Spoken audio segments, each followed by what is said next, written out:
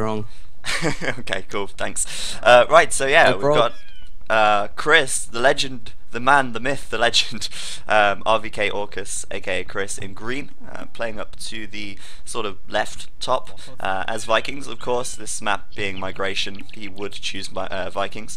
Against VNS bacgioifro, who is a very well known, very well respected, I imagine, VNS player. Well, Vietnamese even, playing as Vikings as well in red over to the right. Yeah, he's come up a lot in the last few, well, months actually, honestly. Come up pretty quickly, especially, I think he's nearly at 2.6 now. Yeah, he is really starting to make a bit of an impact. He's giving top players a run for their money, which I think is really great because it's not very often that you see a new sort of top player emerging. I think bacgioifro has really kind of shown that he can be one of those players. Yeah, it's like when Viper came in, there's just such a big difference between the top players and the average that it's really hard to get into that scene. Yeah, it's tough because I mean you've got to consider that people like the Viper who at one stage played between 8 and 10 games a day, 7 days a week. It's just For to like get that 2 amount years. of yeah, exactly. But to get that amount of practice is so hard. So it's nice to see some new faces, and I think a lot of Chinese players, a lot of the Vietnamese players, they do play a hell of a lot, and they are starting to make a little bit of an impact. I think, or I hope at least. Yeah, there's been a little bit of controversy actually with bacgioifro on that. Like, I think this was a while ago though. It was saying like sheep were stuck, things like that. So, and getting the game restarted when he didn't like the map. Not 100% sure, haven't seen these games, but naturally you hear a few things and, well, I'm not judging or anything, but, it's there. He says it right there. Bad map. Chris says good. There we go. Sheep stuck. Yeah, there we go. He's already setting himself up just in case he loses. He's like, okay, well, I've just said I've got a bad map, so at least then if it doesn't go to plan, I've got something to fall back on as an excuse. I'm sure we both would know about that, I'm sure. Yeah, definitely. Also, just in like sort of kind of almost trivia at the moment, what do you think to Chris's ebook? I'm sure you've seen and heard about that. I have, and I actually mentioned it earlier today. So anyone actually who hasn't seen that, Chris wrote a book. I think it's like $10 on Amazon. So feel free to pick that up. I'm sure someone can put a link in the chat for us. There's been a lot of controversy about that as well. Yeah, I think it was the fact that it was paid for and it was like $10. I think if it was like $2 or something, it would have been fine. Yeah. But it's interesting. I read the start of it because that was up for free, and from what I've seen, it is so in-depth.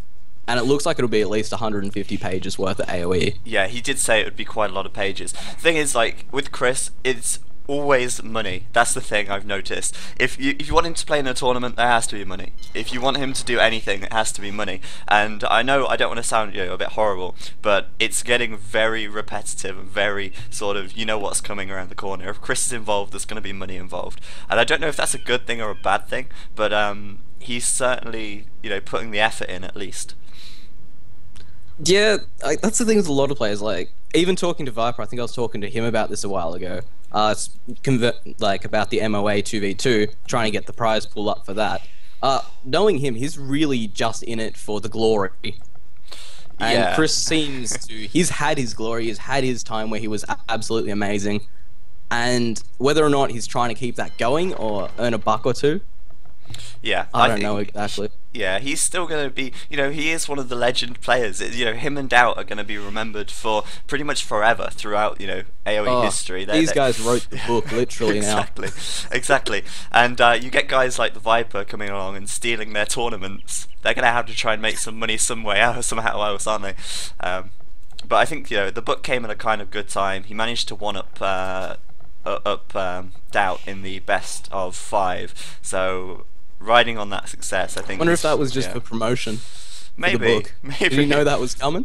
No, I did not know about the book. But I've got to say, bacgioifro kind of does have a bad map here. Let's be honest. I mean, if you look where he's got to lure his deer from, I'm surprised he's even bothering. But he is making the effort to do it, and he's actually doing a pretty damn good job. This is a hell of a long deer lure, but he's doing it nevertheless. I mean, yesterday I was watching. He's getting it. Yeah, definitely. Really well, considering where. From where they are, yeah. I was watching Viper and Jordan in 2v2 with Hassan and Slam yesterday. Oh, deer's walking back. That's a shame. But Viper, he couldn't lure one of his deer, and he just gave up on it. But sometimes, you know, in a game like this, you just can't give up on a deer. I mean, that one deer could make so much difference with the food. Oh, it could be the game, like the early game. Exactly. If it gets you looking up at to the maps feudal. as well. Yeah. There's no ridiculous golds, like they're not going to be absolutely spammed by galleys, because I think there's a fair bit of distance between both of them, so they should be fairly alright. Same goes for berries and woods by the looks of things just from the map, so there's not going to be any insane galley harass if they were to move around the other side of the island to try and get a bit different angle of harass. Yeah, definitely. bacgioifro's wood is on the front, but it's between his two docks, so unless he loses water, he should be able to keep his wood fairly safe. With migration, though, like players, they don't go for a very fast feudal and a very fast harass. They much prefer to go for a fast castle because of course, the distances they have to travel to get to each other. It really kind of makes the Dark Age a lot more drawn out, and then the rest of the game sort of accelerates much more quickly. As you say about gold, just say this real quick. The one gold on the mainland is very close to the shore, which is harassable late game. But other than that, all of the golds are fairly safe, actually. Yeah, we've got to hope, though, whoever takes that gold there has control of the water by then. That's going to probably be one of the big issues, actually, where they put their town centres. Yeah. And another thing as well is that Chris has proven that he's so good on water maps. Even in the Chris versus Doubt best of 5, he lost the migration game, I believe, but that was one of the only water maps that he lost in the whole GML. So Chris is so strong on water, and that game pretty much came down to the control of the golds on the main island. So if this game does become a drawn out sort of longer game, it really is going to come down to the control of these two golds in the center, as it's so important late game to keep that gold coming in. Yeah, I can completely agree with that, because as we know, galleys, you need gold. You can't really, there's no trash for water. No. So you need to have that gold access if you want to take the game on a map like this. You have to have water control or get some amazing surprise landing thing going on. Yeah, exactly, which is something you really rarely see. I remember you did one, didn't you, with your Wacky Wednesday? I don't know if it was migration, but you did I tried. There was some interesting cavalry archer rushes and things like that there, but there was nothing really substantial that you could do on a level like this, I don't think. No, exactly. It's so hard because it's so risky to do, and it's just so sort of unorthodox that it's not necessarily going to work. That's the thing. I play quite a lot of islands now, and pretty much every time I've been landed, I've been able to defend it. Just because if you see it coming, you can react quick enough. Unless the opponent sort of drops a castle on you and you haven't got enough stone for a castle, then you might be in a little bit of trouble. But usually, even if we look, it comes down to water control. Look at dock positions for Chris, you can see that if you tried to come around there and land, he could pretty much spot everything just with the fishing ships. Yeah, exactly. He's got a dock on each side, so basically any direction that any transport ship's going to come from, he'll be able to see it coming a mile off. Players tend to go for the middle around castle, like late castle, before they go up to imp, because I mean their starting island can support them until they get late castle age, and when they start to go post imperial, that's when they start to have to take that extra gold in the center, and they even start to run out of trees on their home island. And only once they're on the middle is it really possible for them to go and land their opponent, unless they have water control. Yeah, that's exactly right. I reckon you probably have more experience than me on Migra maps and things like that anyway, because I definitely Arabia Horde up. That was definitely the way I played. Yeah, I absolutely love water maps. I think the only problem with water maps is they're less interesting to watch because it's pretty much grushing, and then whoever wins the water usually wins the game. But they're so much fun to play, and if you ever play water maps, they are so fun. Yeah, I don't know what it is about water. It's just, for me, I really, really love it. Oh, it's too plain. I think though, intense. Once the Forgotten Empires gets released, there should be a bit more interesting water matches, because fire ships have been boosted, which does mean that fire ships can become a possibility. And of course, once you have fire ships, then you start to see demolition ships. So fingers crossed. And naturally, the circle continues. Yeah, exactly. So fingers crossed, we do see some variation when the Forgotten Empires comes out. Yeah, because yeah, go on. With that, we keep talking over each other. This is getting hard.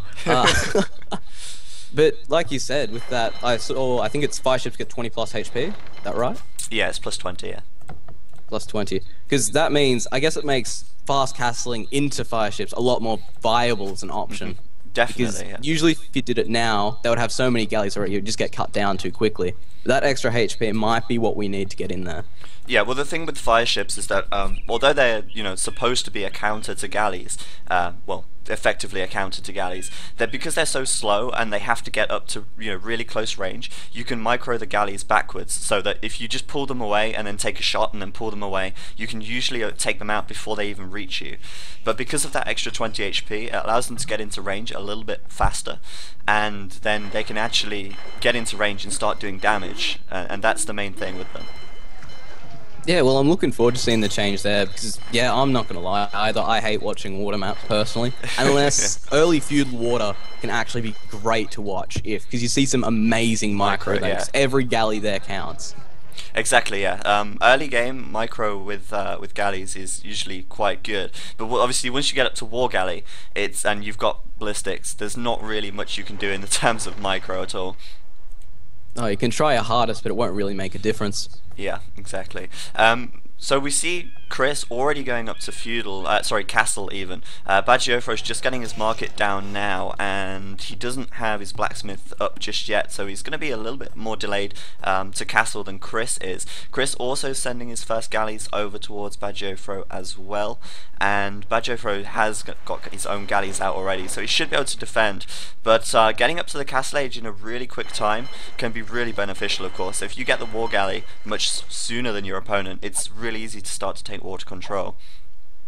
Yeah, especially even ballistics off that can make things so hard for your opponent. Yeah, definitely. I mean, like, the first player to get ballistics is gonna be so much better off in any engagement that they do. But also as well here, you've got to consider Chris has already got fletching, I believe. Yeah, he does. So he's getting the upgrades on the way up as well. Yeah, he's already getting fletching. Well, he's already done fletching. Bacgioifro still doesn't have a blacksmith just yet, so he's going to be better off in any engagement that they do.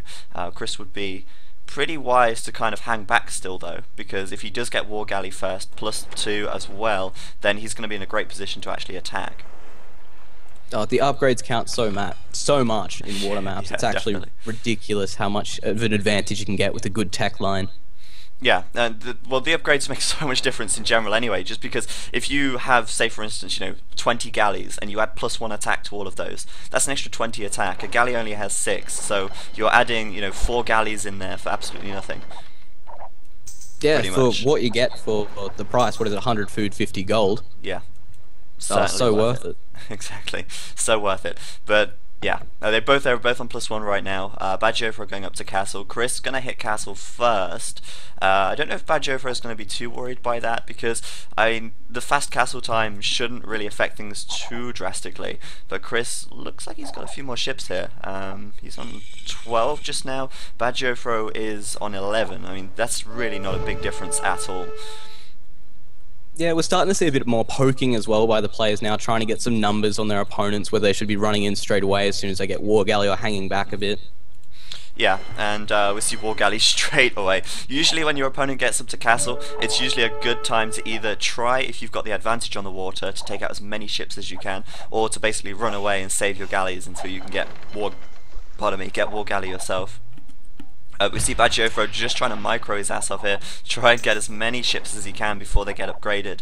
But now he's going to obviously retreat a little bit, because he knows that war galley is going to be done. Chris has just completed +2 already, and Bacgioifro here having to pull fishing ships away as well, which is never ideal.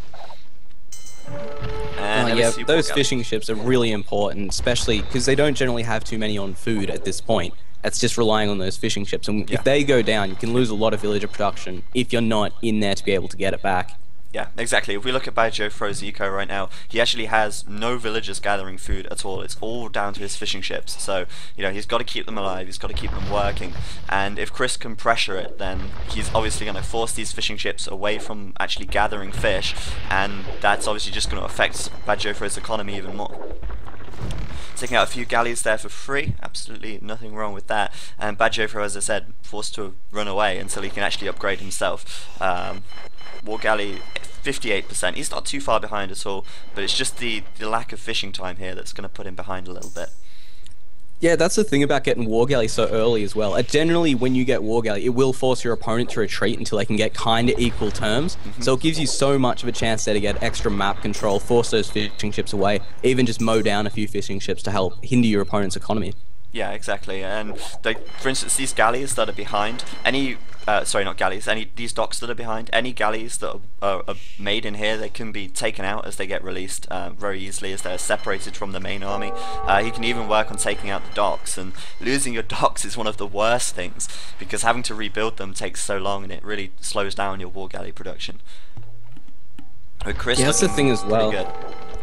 The amount of production you can lose when you just have to retreat like that from losing docks is absolutely amazing. Yeah, of course, the actual cost to have to rebuild a dock is pretty much, 1.5 galleys, plus the time it takes to rebuild it, plus the time it takes to start building more galleys. It's a really, really big hindrance, I suppose you could say. So yeah, Chris and is as going to we focus know, this one down. Yeah, with these kind of players as well, every single thing like that counts. Every little building time, every bit of lost resource, everything that has to be rebuilt, reconstructed, repaired. Yeah, it's about minimizing your losses as much as you possibly can, and Chris just going to go for it here. I don't know if he's got ballistics already, so he's just going to go straight in there. One thing we don't see from either of them just yet is careening, and I've seen some really good uses of careening actually, where players have come back from behind just by having that +1, and Chris has just completed it right now. So he is looking in top shape right now, as he's pretty much just destroyed bacgioifro's ships. He really doesn't have that looking much where I am left. now, I just saw him got the extra armor there, and it's just a demolition derby right now for Chris. Yeah, bacgioifro knows it as well, and he's saying bad map, GG. There we go. At least it wasn't trapped sheep. Yeah, he's going to blame his map again. But yeah, Chris did play that pretty well. He got up to the castle age sooner, and do you know what we were saying about those deer? That really did make a big difference, because Chris managed to get his deer in much sooner, and he managed to castle a lot faster because of it. bacgioifro, who had the deer up in the north, he was really struggling to take them, and in fact he gave up on one of them, I believe, which just means, and just shows, for instance, that the actual food that they give can really make such a big difference.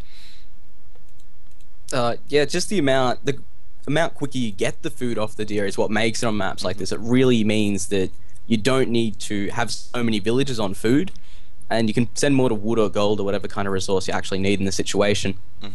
And you can actually, get more ships out, get more upgrades, and basically take the water. And bacgioifro, basically, he knows it's over as soon as he loses that many ships. As soon as he sees the amount of ships that Chris has, he just can't take water back, and inevitably he'd lose his fishing ships, and it would turn to GG. So caught it pretty early. So yeah, Chris goes up 1